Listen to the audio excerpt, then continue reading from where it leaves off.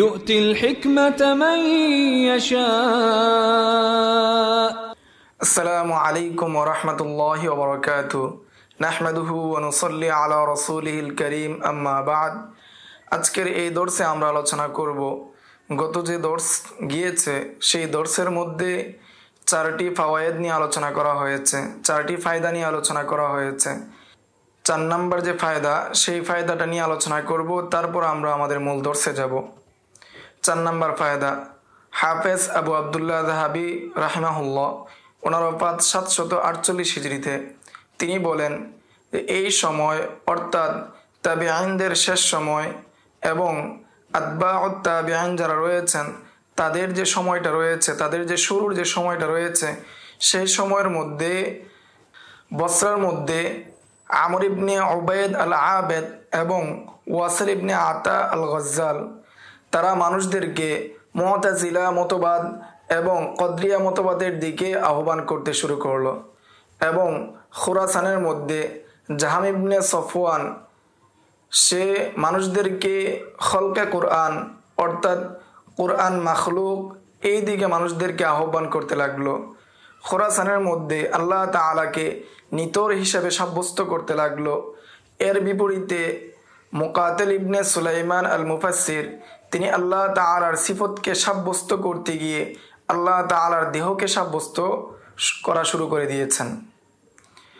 এর প্রেক্ষিতে তাবিঈনদের মধ্যে যে উলামায়ে কেরামগণ ছিলেন এবং আইম্মাতুস সালাফ যারা ছিলেন তারা মানুষদেরকে এই বিদআত থেকে সতর্ক করতে লাগলেন এবং তাদের মধ্যে মহান ব্যক্তি যারা ছিলেন তারা সুন্নাহদের তাদবিন শুরু করলেন এবং এই সম্পর্কে কিতাব লেখা শুরু করলেন এবং আরবি ভাষার যে কিতাব রয়েছে, আরবি ভাষা সংক্রান্ত যে কিতাব রয়েছে সেই কিতাব লিখতে শুরু করলেন। বিশেষভাবে বাদশাহ হারুনুর রশিদের যুগে এটা বেশি হতে লাগলো, অর্থাৎ তাসানিফ এবং কুতুবাত বেশি হতে লাগলো। এক পর্যায়ে লুগা সম্পর্কে এবং অন্যান্য বিষয়ে বহু কিতাব লেখা হয়েছে। এই সময়টার মধ্যে উলামায়ে কেরামের হিফজ অর্থাৎ মুখস্থ শক্তি দুর্বল হতে লাগলো এবং ওই সময়ের মধ্যে মানুষ কিতাবের উপর ভরসা করতে লাগলো, মুখস্থের উপর ভরসা না করে তারা কিতাবের উপর ভরসা করতে শুরু করলো। ইতিপূর্বে অর্থাৎ সাহাবায়ে কেরামের সময় এবং তাবিঈনদের যে সময়, এই সময়টার মধ্যে তারা জব্তে সদর অর্থাৎ বক্কের মধ্যে সংরক্ষণটাকে বেশি গুরুত্ব দিয়েছেন এবং তারা ছিলেন ইলমের খাজানা। আল্লাহ তাআলা তাদের উপর সন্তুষ্ট হন। এখন আমরা আলোচনা করব আত-তাবাকাতুস সালাসা নিয়ে। আত-তাবাকাতুস সালাসা হলো আতবাউত তাবিঈন মাহাসিনুল ইস্তিলাহ কিতাবের 519 নম্বর পৃষ্ঠায় এসেছে। হাফেজ ইবনু আবি হাতেম ওনার ওফাত 327 হিজরিতে। তিনি বলেন যে তাবিঈনদের পরে অর্থাৎ তাবিঈনদের উত্তরাধিকারী হন তাবাউত তাবিঈন যারা রয়েছেন তারা, এবং তাবিঈনদের মধ্যে যারা আখিয়ার ছিলেন এবং শহরের মধ্যে মহান ব্যক্তিত্ব ছিলেন দ্বীনের ক্ষেত্রে এবং রাসূল সাল্লাল্লাহু আলাইহি ওয়াসাল্লামের সুনান নকল করার ক্ষেত্রে এবং দ্বীনকে সংরক্ষণ করার ক্ষেত্রে, এবং যে সমস্ত উলামায়ে কেরামগণ হালাল হারামের বিষয়ে ফতোয়া দিতেন এবং যে সমস্ত ফুকাহায়ে কেরামগণ আল্লাহ তাআলার বিধিবিধানের ব্যাখ্যা করতেন এবং আল্লাহ তাআলার যে আদেশ নিষেধ রয়েছে সেগুলোকে সংরক্ষণ করতেন, তাদের ইসতিলাহবিষুক্ত হন আতবাউত তাবিঈন যারা রয়েছেন তারা। এবং আতবাউত তাবিঈন যারা ছিলেন তাদেরকে তাদের স্তর অনুযায়ী, তাদের অবস্থা অনুযায়ী 4টি ভাগে বিভক্ত করা হয়। তার মধ্যে প্রথম তবকা হলো আস-সাবতুল হাফিজুল ওয়ারাউল মুতকিনুল জাহবাজু আন-নাকিদু লিল হাদিস। যে প্রথম তবকা হলেন যারা আস-সাবতুল হাফেজ অর্থাৎ যারা হাফেজ এবং তাকওয়া অবলম্বনকারী মুতকিন এবং হাদিস শাস্ত্রের পণ্ডিত, এই সমস্ত ব্যক্তিদের বর্ণনা কোনো ধরনের ইখতিলাফ ব্যতীতই গ্রহণ করা হয় এবং তাদের যে জরাতাদিল রয়েছে, তাদের রাবিদের সম্পর্কে যে কালাম রয়েছে সেই কালামের উপর ভরসা করা হয় এবং তাদের হাদিস দ্বারা দলিল পেশ করা হয় এবং তাদের কথার মাধ্যমে অন্যান্য রাবিদেরকে জরাতাদিল করা হয়। দ্বিতীয় তবকা হলো আল আদলু ফি নাফসিহি আস-সাবতু আয়াতিহি আস-সাদুকু ফি নাকলিহি আল-ওয়ারা'উ ফি দীনিহি আল-হাফিযু লিহাদিসিহি আল-মুতকিনু ফিহি।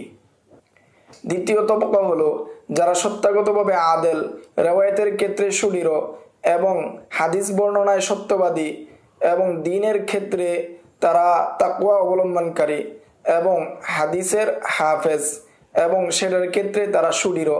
এই সমস্ত ব্যক্তিরা হলেন বা এই সমস্ত গুণের ব্যক্তি হলেন দ্বিতীয় তবকার। তাদের আদালতের কারণে তাদের হাদিস দলিল হিসেবে গ্রহণ হবে এবং তাদের উপর ভরসা করা হবে।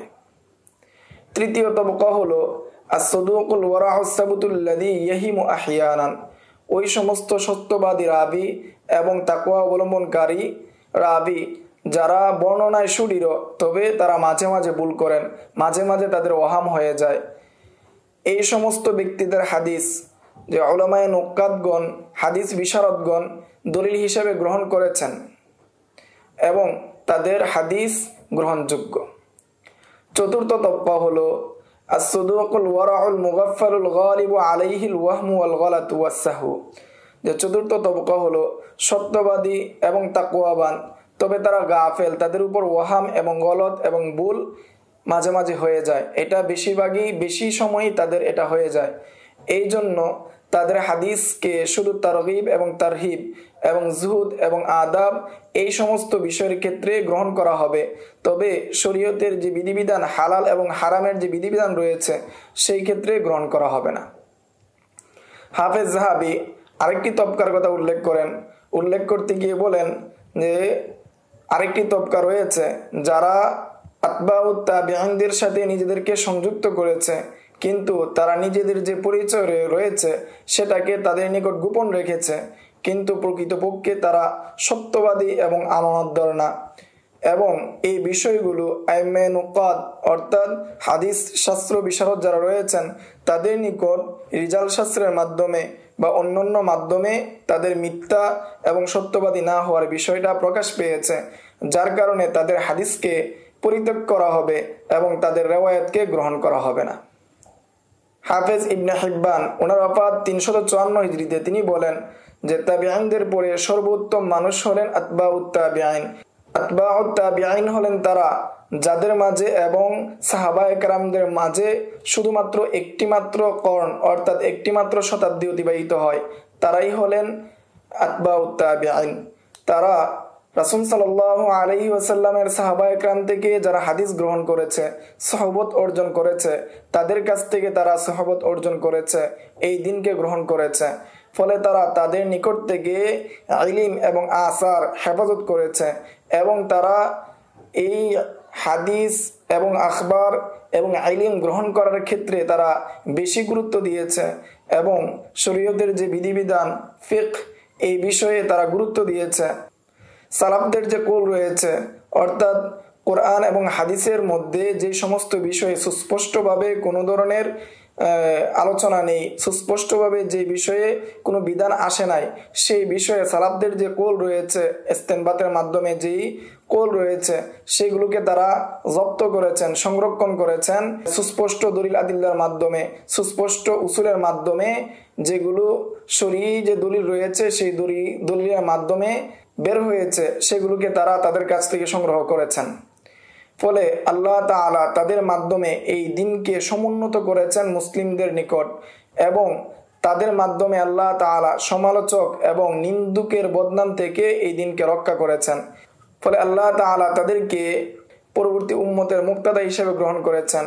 এই জন্য তাদের যে বাণীগুলো রয়েছে, কৌল যে রয়েছে, সেই কৌলকে আসার হিসেবে গণ্য করা হয়। এই ছিল তৃতীয় তবকা আতবাউত তাবিঈন সম্পর্কে সংক্ষিপ্ত আলোচনা। আসসালামু আলাইকুম ওয়া রাহমাতুল্লাহ। ومن يؤت الحكمة فقد أوتي خيرا كثيرا وما يذكر إلا أولو الألباب